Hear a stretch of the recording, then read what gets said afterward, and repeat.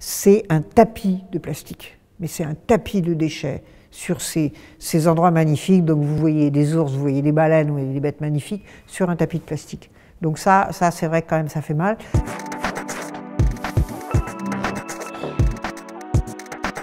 Je suis Isabelle Autissier, je suis ingénieure agronome. Je suis connue pour avoir navigué dans des tours du monde en solitaire, comme par exemple le Vendée Globe.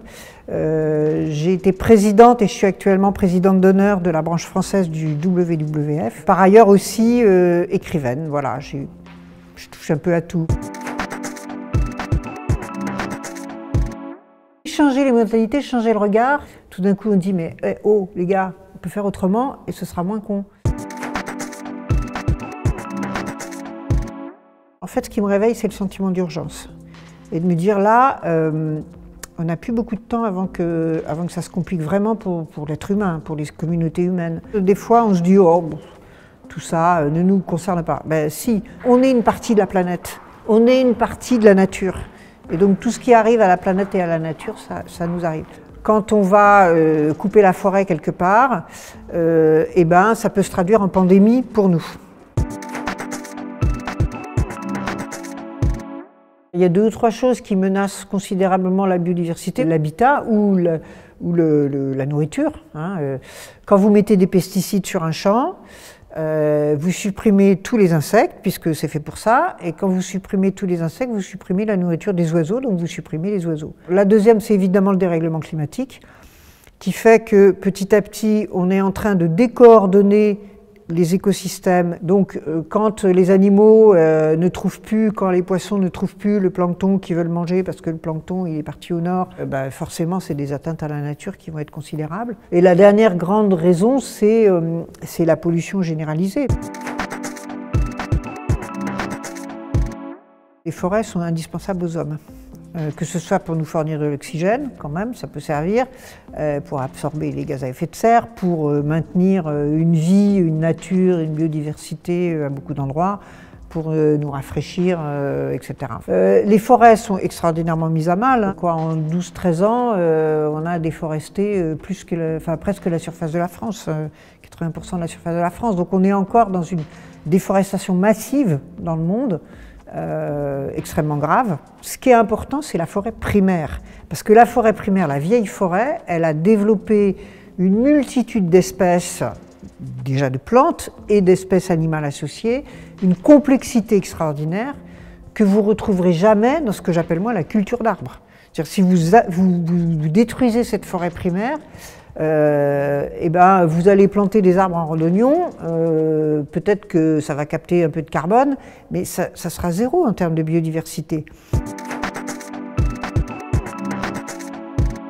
Le drame, c'est que ça ne se voit pas, parce que c'est tout petit, parce que c'est dans l'eau. Bien sûr, quand on est près des côtes, on voit les choses. Moi, j'ai eu la chance d'aller dans des îles australes bien paumées. Si j'arrivais dans une baie, je ne voyais pas de plastique. Aujourd'hui, on en voit. Moi, j'étais au Spitzberg, c'est un tapis de plastique, mais c'est un tapis de déchets sur ces endroits magnifiques. Donc, vous voyez des ours, vous voyez des baleines, vous voyez des bêtes magnifiques sur un tapis de plastique. Donc ça c'est vrai que quand même, ça fait mal. Et donc, ce plastique passe dans les chaînes alimentaires.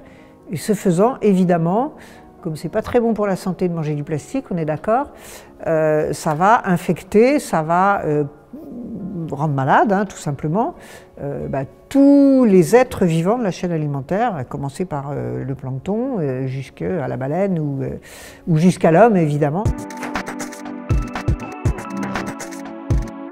Il faut préserver ce qui reste, il faut restaurer ce qui peut être restauré. Quand on crée une aire marine protégée, qui est vraiment protégée, c'est extraordinaire comment la vie reprend rapidement. Vous revenez 4-5 ans plus tard, la biodiversité des poissons, des organismes marins, la taille des animaux, l'écosystème est quand même revenu relativement vite. Il y a des moments où toutes les planètes s'alignent, quoi.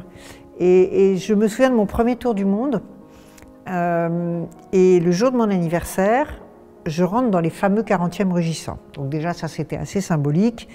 Et ce jour-là, il faisait incroyablement beau. Il y avait une houle énorme, mais plutôt calme, une grande respiration comme ça de l'océan.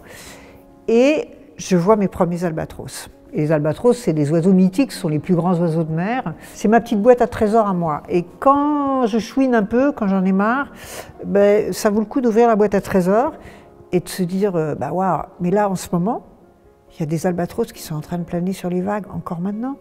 Et puis il y a peut-être un petit humain dans un coin qui est en train de les voir. C'est cette forme d'indifférence et d'égoïsme qui continue, je pense, à se développer. L'indifférence à la vie des humains, l'indifférence à la vie de la nature, l'indifférence à la beauté des choses. Pour moi, l'opposé de l'indifférence, c'est la curiosité. Essayer d'être un peu curieux des autres. C'est la beauté des choses et la beauté des gens, quoi. Mais il y a des fois, moi, je tombe encore à la renverse. Enfin, je dirais, voilà, il y a des fois c'est des petites choses, des fois c'est des grandes choses. Mais franchement, qu'est-ce qu'on est une belle planète.